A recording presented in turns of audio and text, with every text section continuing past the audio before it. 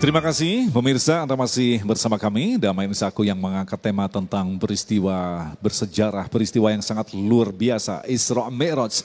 Tentu saja dengan hadirnya pertanyaan-pertanyaan ini tentu saja akan menambah pemahaman kita tentang peristiwa yang sangat luar biasa ini. Saya ulangi pertanyaan ini dari Bapak Birawa kepada Syekh Ahmad.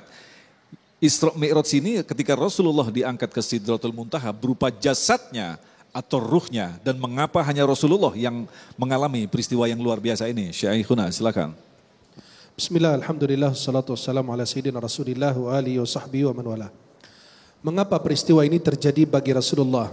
Allah kalau melakukan sesuatu tidak boleh ditanya untuk apa. Kita sebagai orang beriman, sami'na wa ata'na, kami dengar, kami taat. Yang kedua, Allah jelaskan sebagian, linuriyahu min ayatina al-kubra. Peristiwa seperti yang disampaikan Buya tadi, peristiwa yang besar akan diberikan dan terjadi bagi orang yang besar. Karena Allah Subhanahu wa taala ingin memberikan kedudukan tertinggi bagi Nabi Muhammad SAW sebagai penutup para nabi dan rasul, dan memberikan mukjizat yang abadi beda dengan mukjizat para nabi dan rasul yang lain. Mukjizat Nabi Musa, Nabi Isa, Nabi Ibrahim tidak ada. Hanya mukjizat Nabi Muhammad abadi. Dan Nabi Muhammad SAW, kemuliaan untuk beliau Allah hidupkan para nabi dan rasul. Dalam riwayat Nabi SAW 124.000 nabi dan 310 rasul. Itu buat apa? Untuk memuliakan Nabi Muhammad. Dan bersumpah dalam Al-Quran dengan umur Nabi Muhammad. Jadi tidak pernah terjadi bagi Nabi dan Rasul yang lain. Panggilan Allah kepada Nabi yang lain, ya Adam, ya Nuh, ya Ibrahim, ya Yahya, ya Isa, ya Musa, ya Daud, dalam Al-Quran. Tapi kalau Nabi Muhammad, ya Ayuhan Nabi, ya Ayuhan Rasul, ya Al-Muzammil, ya Al-Mudathir. Kalau dipanggil Muhammad, di belakangnya ada Rasulullah. Wa ma Muhammadun illa Rasul. Muhammadun Rasulullah. Maka Muhammadun aba ahadim min rijalikum walakin Rasulullah. Dan begitu kemuliaan Allah untuk baginda Muhammad sallallahu alaihi wasallam. Dan syafaat terbesar, syafaatul uzma, diberikan kepada Nabi Muhammad. Yang pertama memberi syafaat dan yang pertama diberi syafaat. Itu bentuk kemuliaan. Dan Allah hanya jelaskan linuriyahu min ayatinal kubra, agar kami perlihatkan kebesaran kekuasaan Allah. Pada saat itu ditolak sama penduduk bumi. Kata Allah, sini saya sambut. Kemudian subhanallah, pada saat setiap Nabi memasuki langit, langit 1 sampai langit 7, langit itu ditutup. Kan Allah tahu Nabi datang. Kenapa gak dibuka? Sebagaimana kalau ada tamu, Pak saya sudah di depan rumah. Biasa kita buka pintu, betul? Halo? Kalau ada tamu di depan rumah, dia udah, Pak saya sudah di depan gang, kita buka pintu. Kenapa Allah tidak buka pintu langit? Pada saat langit 1 sampai langit 7, Jibril minta izin dibukakan langit. Penjaga langit bertanya, siapa bersamamu? Kata malaikat Jibril, Muhammad. Malaikat tidak nanya siapa Muhammad, berarti mereka sudah kenal. Dan dia tidak ditanya, dia hanya cuma bertanya, apakah dia sudah diutus? Kata Jibril, sudah diutus. Ketika beliau dibukakan pintu langit, kalau Nabi langsung naik ke langit 1 sampai 7 tanpa dikunci dan ditutup, Nabi berpikir langit itu terbuka terus. Tapi beliau, Allah ingin perlihatkan kepada Nabi Muhammad, langit itu kami kunci. Tapi karena engkau datang, kami buka khusus. Halo? Jelas? Dan banyak sekali hikmah yang lain. Baik. Itu yang kedua. Berkaitan dengan apakah Nabi Jasad Isra Mi'raj jasad dan atau roh. Atau roh dan jasad. Ya. Memang jadi khilaf ulama. Ada yang bilang dengan jasad, ada yang bilang dengan roh. Yang tepat yang mana kata ulama, hampir mayoritas. Ulama wal fuqaha wal mutakallimin. Semua mengatakan Nabi SAW Isra Mi'raj dengan jasad dan roh. Kalau cuma sekedar roh, hanya mimpi. Antum kalau bermimpi, tadi malam saya sarapan di Turki, makan siang di Australia, makan malam di Indonesia. Ada yang berani membantah? Nggak ada yang membantah. Kenapa? Boleh mimpi, tapi jangan hidup dalam mimpi. Betul? Kalau sekedar mimpi, mereka nggak berani membantah. Tapi karena ini peristiwa terjadi, dan Allah sudah ceritakan dalam surat Al-Isra dan surat An-Najm, maka tidak berani kita membantah. Karena peristiwa ini terjadi dengan roh dan jasad. Dan Allah sudah gambarkan, subhanalladzi asra bi'abdihi. Kata ulama dalam bahasa, kita bahasa Arab, kalau kalimat abdihi itu selalu roh dan jasad. Nggak pernah disebut roh. Atau jasad saja. Kalimat abdihi, sebagaimana Imam Ar-Razi mengatakan dalam tafsirnya juga, kalimat abdihi bi'abdihi artinya Muhammad SAW. Roh dan jasadnya. Karena kalimat abdihi dalam bahasa Arab tidak disebut untuk roh. Kalau disebut kalimat abdi artinya apa? Roh dan jasad. Jelas? Wallahu a'lam bishawab. Masya Allah. Baik, selanjutnya kami persilakan Ibu Tira Nasrim yang akan dijawab oleh Ustadz Solmed. Tafadhol, Bunda.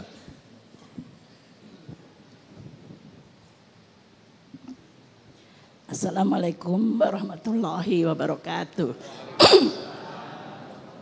Nama saya Tira Nasrin dari pengajian Masjid Alim Ibu-Ibu Masjid Ar-Royan. Yang ingin saya tanyakan Pak, dalam peristiwa Isra Mi'raj diperintahkan sholat 5 waktu dalam 1 hari 1 malam. Ini ada orang mengatakan bahwa pada malam Isra Mi'raj kita diminta sholat 20 rakaat. Juga pada malam 1 Rajab. Jadi itu apa ada dalilnya, apa ada perintahnya? Karena saya menjalankannya. Terima kasih. Baik, terima kasih Bunda. Silakan. Oke ya Buya, Kiai Haji Sumaron Syafi'i, tafadhol.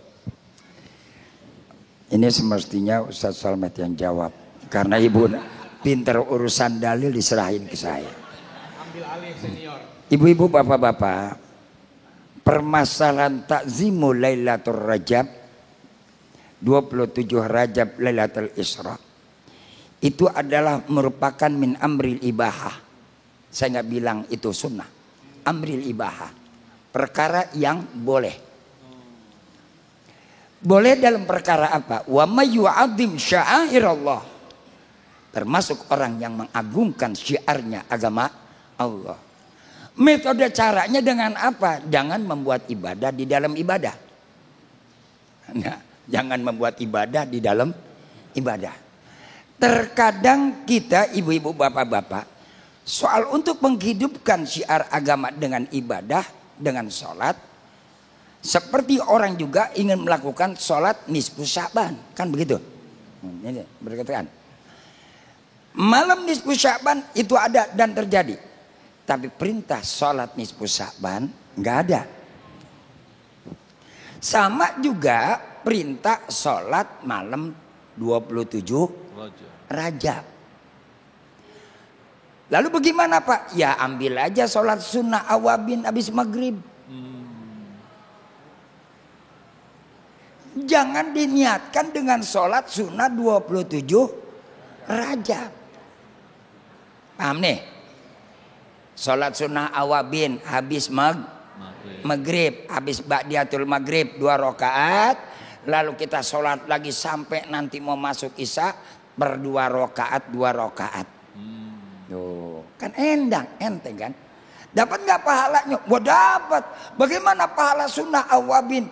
Pahala sunnah awabin jangan dijelasin di sini, nanti ada pasalnya. Mahal, makanya ngaji. Orang ngaji lu di YouTube doang. Datang ke majelis taklim, ikutin tuh gurunya biar tahu sanadnya. Ini mah mumpung di sini di TV. Ibu ya, tuh. Jadi nggak ada Pak, nggak ada. Mengagungkan, memuliakan apa? Memuliakannya adalah dengan nilai-nilai yang positif. In ahsantum ahsantum li anfusikum wa in asatum falaha. Kalau kamu melakukan kebaikan walaupun tidak ada perintah dari Allah, maka kebaikan itu akan kembali buat diri kamu. Bu, ngumpulin orang. Ya, ngumpulin orang. Lalu kita bercerita tentang Isra wal Mi'raj, taruhlah pengajian. Kita keluarin makanan, iya kan? Betul-betul. Mau dibilang sodako ya kagak karena kita ngeluarin makanan. Karena ada di rumah kita, ini tamu kita kasih makanan. Pahalanya walil kulli lukmatin hajjun wa umrah. Setiap suap makanan yang kita kasih digaras sama tuh tamu. Apa digaras? Dimakan. Pahalanya hajjun wa umroh, pahala haji sama umroh. Pak tahu dari mana? Nggak usah jauh-jauh, seringkan dengar ceritanya Nabi Allah Ibrahim.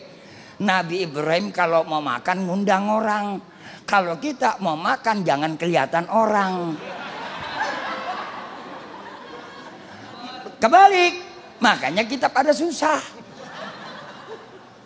Tuh, yang ada kita pada makan orang. Orang kagak dimakan, pada makanin duit orang. Tuh, begitu. Kiai, sedikit tambahan. Ini kan artinya kita ini kadang-kadang melaksanakan sesuatu yang tanpa panduan gitu kan Kiai. Nah, yang saat ini terjadi adalah ada sensitivitas. Jangan-jangan yang kita lakukan tadi termasuk bid'ah atau apa. Itu kan harus kita tegaskan bahwa amalan ini sebenarnya seperti apa. Itu mungkin yang dimaksud tadi. Dari zaman dulu bid'ah tuh ada. Siapa bilang bid'ah nggak ada? Ada, dari zaman Nabi juga ada bid'ah. Bid'ah itu jangan semuanya jadi dolalah. Sekarang contoh ibu-ibu. Bu. Pak. Nabi pakai peci kagak? Nah, kenapa lu pakai peci? Gampang. Bid'ah bukan? Jangan ngomong hukumnya bid'ah, kagak ada hukum bid'ah. Hukum itu cuma 5. Wajib, haram, mubah, makruh, dan sunnah. Nggak ada hukum bid'ah. Yang dolalah itu yang jadi sesat, yang dilu apabila yang nambah-nambahin akidah. Lah zaman Nabi Pak nggak ada rajaban, kagak ada muludan. Lah bagaimana zaman Nabi mau ada muludan? Nabi setiap hari Senin pokoknya Nabi puasa. Udah begitu aja. Nah, jadi kalau kita bikin maulidan, bikin rajaban, apa jadi bid'ah? Siapa bilang bid'ah? Nah lu bikin ulang tahun gak dibilang bid'ah? Setan lu.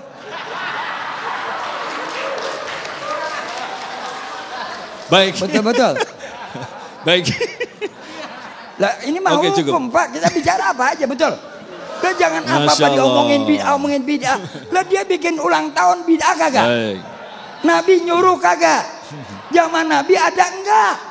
Lah kalau kita bikin maulid menghargai Rasul, memuliakan Nabi, dibilang bid'ah. Lihat, innallaha wa malaikatahu Yusalluna 'alan nabi. Ya ayyuhalladzina amanu sallu 'alaihi Salimut taslima. Baik. Ngaji jangan sepotong biar tuntas.